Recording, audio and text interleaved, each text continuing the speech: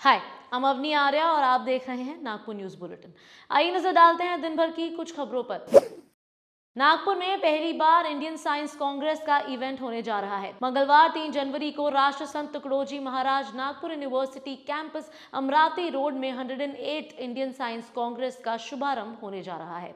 इस इवेंट में पहले पीएम मोदी आने वाले थे, लेकिन अब वो मंगलवार को सुबह 9:30 बजे वीडियो कॉन्फ्रेंसिंग के जरिए यानी ऑनलाइन इसका इनॉग्रेशन करेंगे। हालांकि अब तक प्रधानमंत्री के इस प्रोग्राम में मौजूद रहने की चर्चा थी, लेकिन रविवार को नागपुर यूनिवर्सिटी की प्रेस रिलीज में पीएम के प्रोग्राम में ऑनलाइन एड्रेस करने की जानकारी दी गई है। यह पहला मौका होगा जब इंडियन साइंस कांग्रेस के प्रोग्राम में पीएम की मौजूदगी नहीं होगी।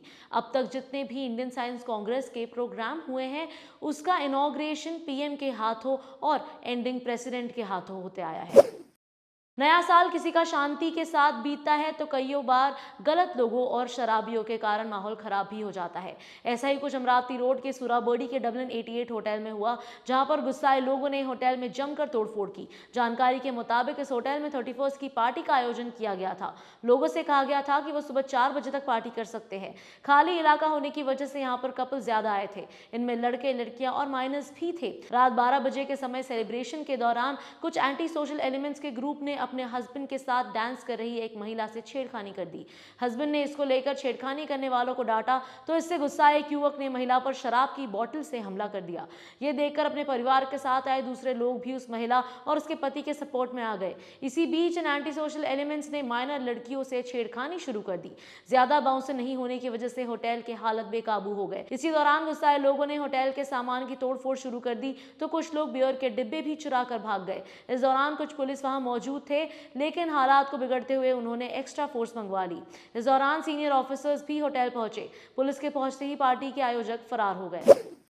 रविवार 1 जनवरी की दोपहर को रामटेक रोड पर एक बड़े एक्सीडेंट में बाइक पर सवार मां और बेटी की मौत हो गई, तो वहीं 2 साल का बच्चा उछलकर नीचे गिर गया, जिससे वो बच गया और उससे ज्यादा चोट नहीं लगी। पुलिस की जानकारी के मुताबिक सूर्यलता चचाने, उनका बेटा अमित चचाने और उनका 2 साल का पोता प्रियांशु, ये तीनों अपनी बाइक से कांद्री चेक पोस्ट से मनसर की ओर जा रहे थे। अमित बाइक चला रहा था तो उसकी मां सूर्यलता पोते को लेकर पीछे बैठी थी। इस समय बाइक की टक्कर साइकिल से हो गई और अमित और उसकी मां बीच हाईवे में गिर गए।